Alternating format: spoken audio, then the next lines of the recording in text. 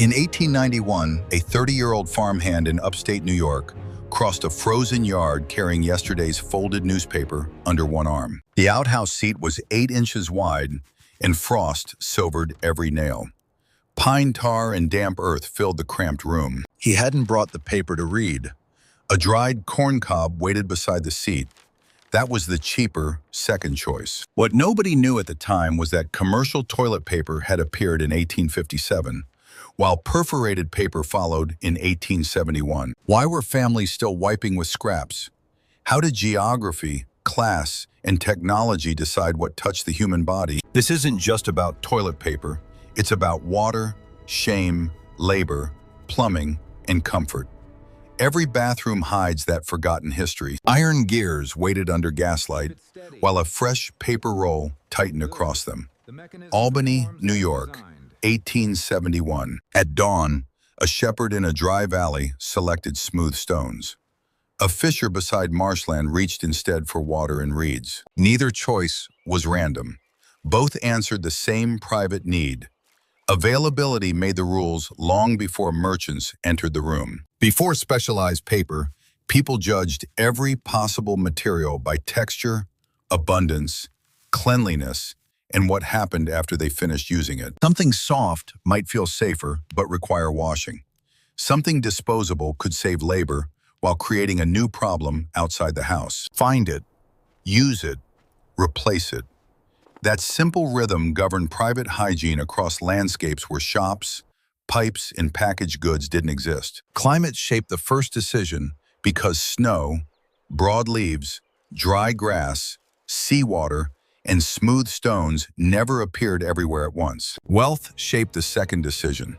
A person with servants and spare cloth faced a different bathroom than someone surviving from harvest to harvest. Comfort cost resources. Resources cost labor. Even a small piece of clean fabric represented water, fuel, soap, storage, and somebody's time. The best material wasn't necessarily the softest. It was whatever remained affordable, reachable, and manageable after repeated daily use. That explains why neighboring communities could develop opposite habits.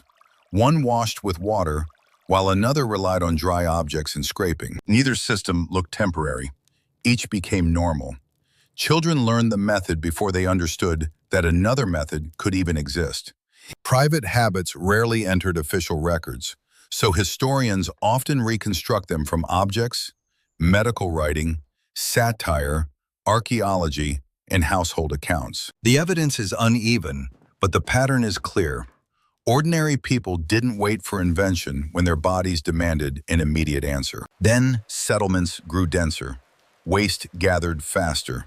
A personal solution became a public problem, and Rome built stone rooms around it. A Roman public latrine could place dozens of seated users together, turning a private necessity into a shared urban routine. Stone benches lined the walls above drainage channels. Conversation continued while water moved beneath openings cut only a short distance apart. Privacy barely existed. Infrastructure wasn't intimacy. The engineering managed crowds and waste, but it didn't create the bathroom manners expected today. One possible cleaning tool was the pesos, a rounded piece of pottery or stone held between the fingers and used for scraping. Archaeological examples described as pesoi vary in size.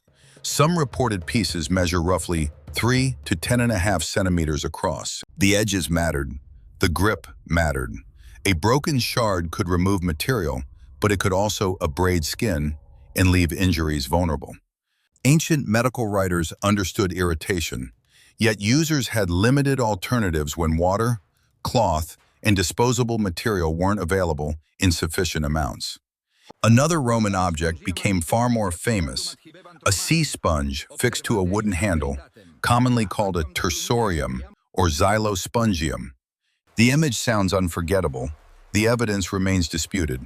Ancient references place sponge sticks near latrines without explaining every action performed with them. Some historians interpret the device as a body cleaning tool rinsed between uses.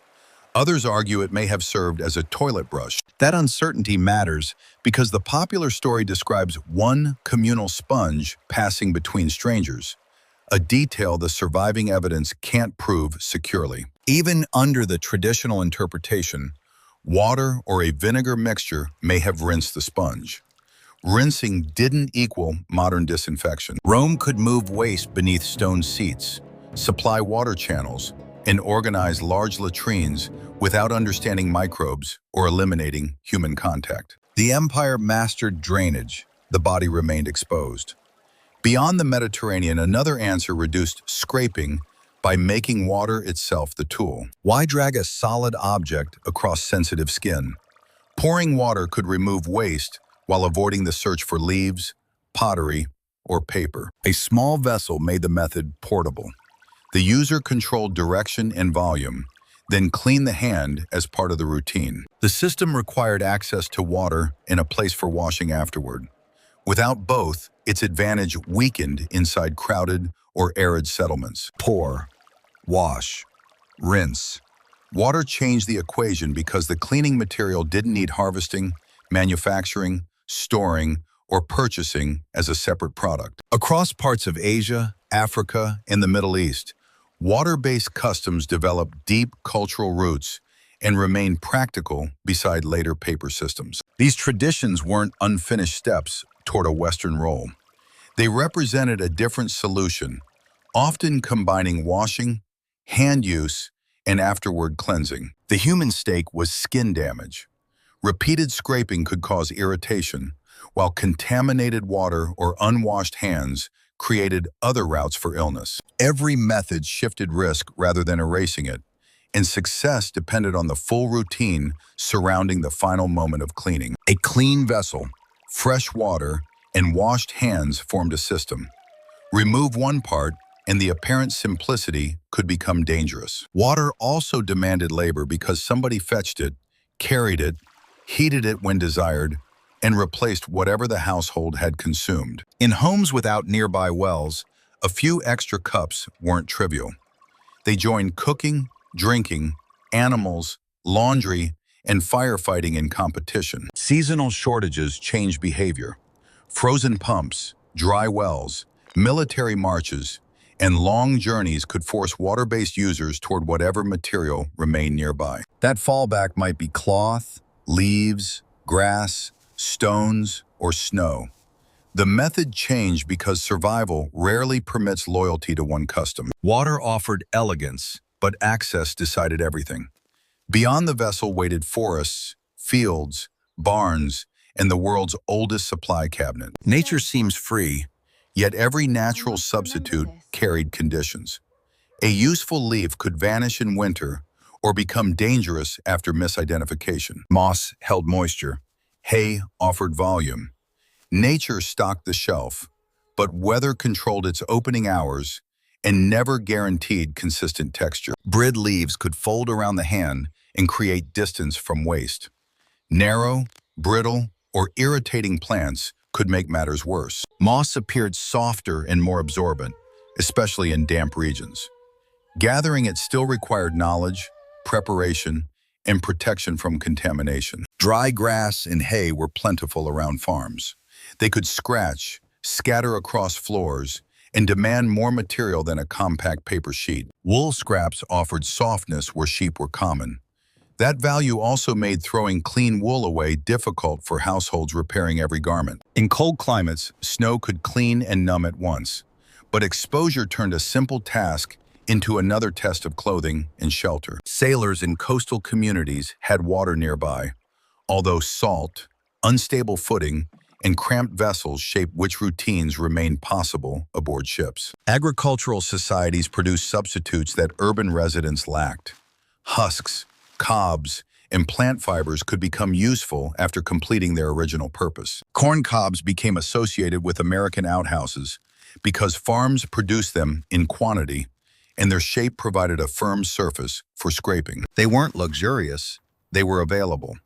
A household could dry them, store them, and use an object that required no cash purchase. Yet repeated scraping could irritate skin, and reused objects risked carrying contamination when households lacked water or careful storage. Nature solved the supply problem by distributing materials everywhere, but it couldn't promise comfort, safety, or equality between seasons and regions. Once households could choose something softer, the decisive question became who could spare fabric, water, fuel, and labor behind a closed door. Household inventories reveal an important divide. Reusable cloth wasn't merely an object, but the center of an expensive cleaning cycle. A prosperous household could reserve linen scraps or wool pieces. A poor family might need every usable thread for patches, bandages, or clothing. Use it, collect it, wash it. Softness required servants, relatives, or household workers to handle what comfort left behind. Cloth transferred the problem from the user to the laundry, where waste entered buckets, wash water, floors, hands in drying areas. Hot water helped, but heating it consumed wood or coal. Soap cost money, and winter weather slowed drying inside crowded rooms. Someone also had to store soiled cloth before washing, creating odors and contact risks that disposable material could remove from living spaces. Wealth therefore purchased distance. Distance from rough surfaces, from unpleasant labor, and from the contaminated objects awaiting the next wash day. Servants and women often carried that hidden burden because household cleanliness was work, even when polite records avoided describing its least pleasant tasks. Reusable cloth could be sensible where water and labor were abundant. It became punishing when either resource disappeared during illness or travel. The class difference wasn't simply rich people choosing silk while everyone else suffered. It concerned time, fuel, privacy, storage, and replacement. A comfortable material could become dangerous if washed poorly, shared between sick relatives, or left damp where insects and microbes multiplied. Disposable paper promised to break the cycle. The user could remove waste, discard the sheet, and avoid carrying it back indoors. That promise demanded cheap paper, regular shops, reliable transport, and a culture willing to purchase a product connected with embarrassment. Cloth made comfort possible, but paper could make comfort disposable. First, somebody had to manufacture enough sheets to treat them as waste. In 6th century China, a scholar handled pages bearing respected words. He refused one particular use. The objection preserved an unexpected historical clue. The scholar was Yan Zhitui, who lived from 531 to 591 and wrote about paper carrying quotations from revered classical texts. His warning suggests that paper was being used for toilet purposes because sacred writing required protection from an otherwise familiar household practice. Paper already existed. Bathroom use followed.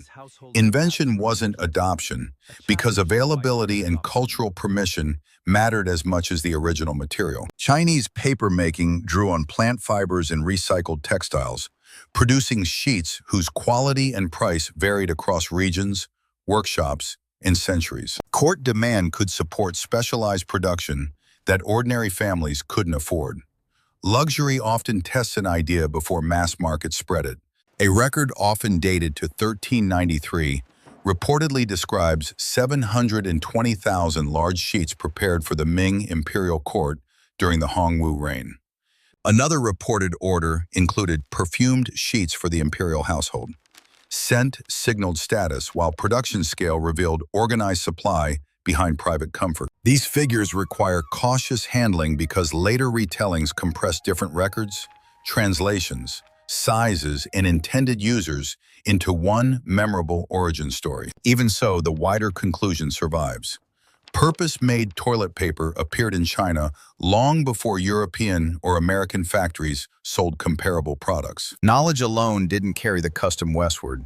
Paper making, trade, household habits, cost, and attitudes toward washing followed different historical paths. Europe gained expanding paper supplies through printing and commerce, yet valuable sheets usually served records, books, wrapping, letters, and accounts first. Only after printed material became disposable could yesterday's information enter kitchens, shops, bedrooms, and outhouses as a free cleaning resource. China demonstrated the possibility centuries earlier, but Western mass adoption arrived through another door: cheap print that nobody needed to preserve. One mail-order catalog could deliver hundreds of thin pages into a farmhouse, creating a bathroom supply hidden inside advertisements and price lists. Newspapers offered the same advantage. They arrived regularly, became worthless quickly, and could be torn into manageable pieces without another purchase. Households didn't see this as recycling theater. They saw useful paper replacing rougher objects after the printed information had expired. Read it, save it, tear it. Waste became supply whenever a newspaper, almanac, or catalog completed 2 household jobs instead of 1. Ink could transfer onto damp skin, and coated or stiff pages weren't always comfortable. Free material still imposed physical compromises. Outhouse users sometimes softened sheets by crumpling them repeatedly, breaking the fibers before placing the paper within reach of the wooden seat. Farms kept corn cobs because paper deliveries varied, families saved printed pages, and winter roads could interrupt access to town shops. The cob and newspaper weren't competing inventions. They were layers of insurance inside households accustomed to keeping anything that might remain useful. Children learned which pages were available and which records must be saved. Even private hygiene reflected family rules about scarcity and property. Urban households had more shops, but less agricultural waste. Rural households had cobs and leaves, but faced distance from manufactured goods. Free substitutes created a brutal problem for manufacturers.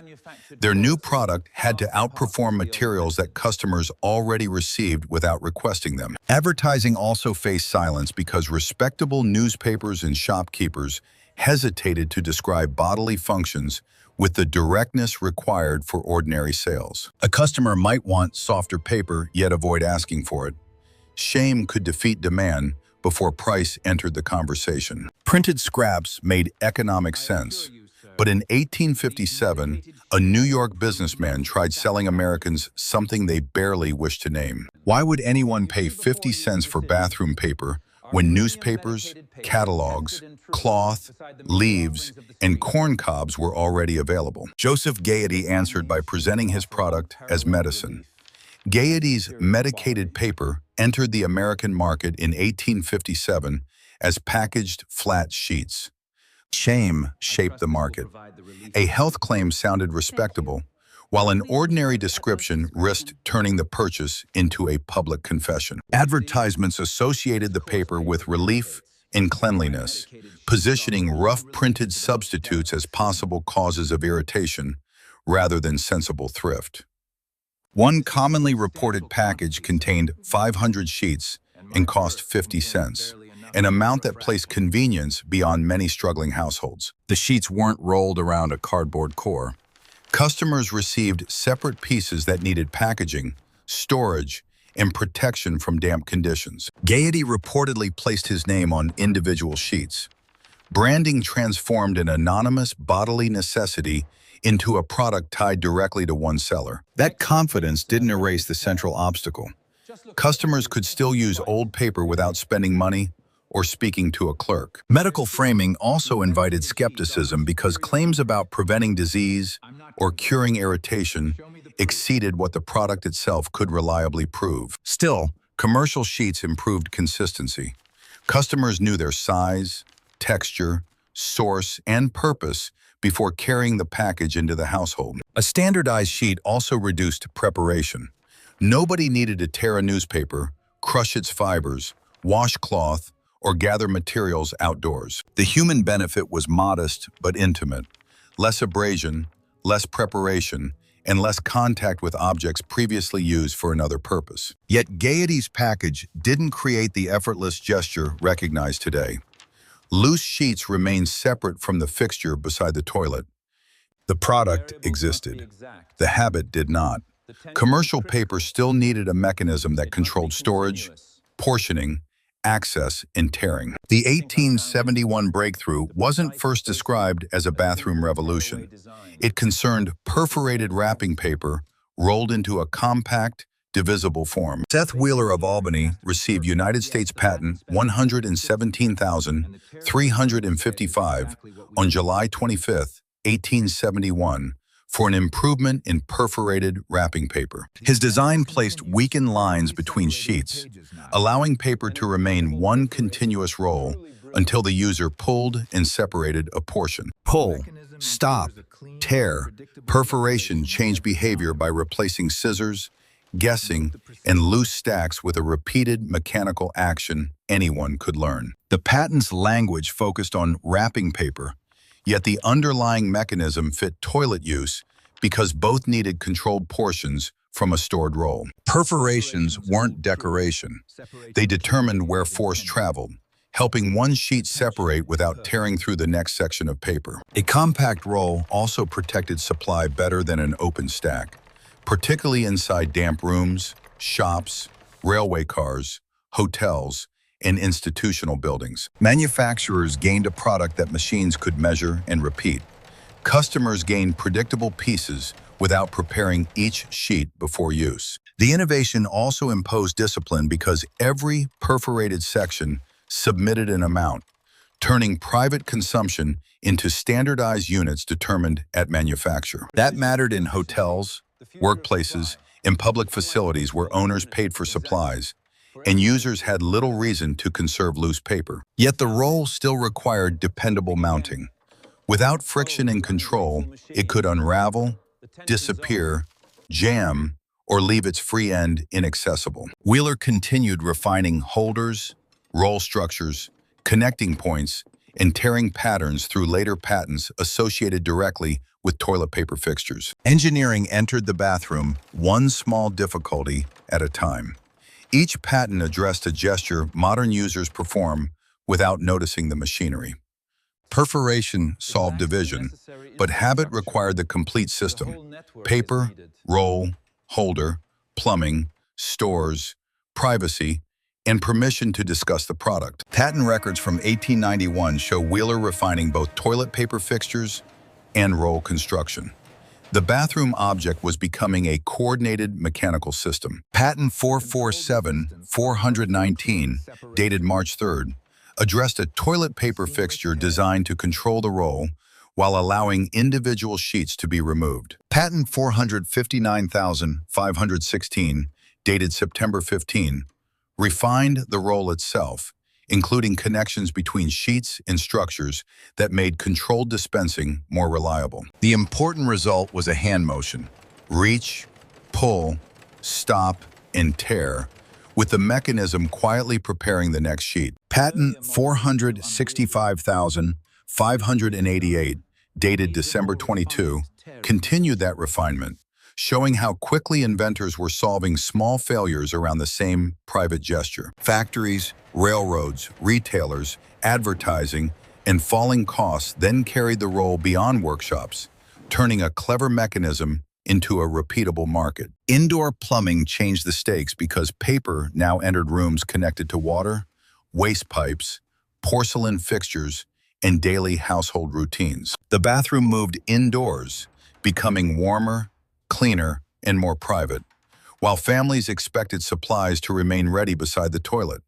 Twitterers learned to sell the product discreetly, using plain packages and indirect language that reduced embarrassment at the counter. By the 20th century, reliable toilet paper felt less like an invention and more like a basic expectation of a finished bathroom. Modern wipes and paper towels resemble toilet tissue, but many resist breaking apart in water and can obstruct wastewater systems. The winning system combines softness, perforation, holders, plumbing, manufacturing, retail access, privacy, and paper engineered to disperse after use. The corn cob and newspaper disappeared only when the entire system became cheaper, easier, safer, and more dependable than household improvisation. So people survived before toilet paper by using whatever their landscape, class, water supply, labor, and household rules made practical. The farmhand in 1891 wasn't living before toilet paper existed.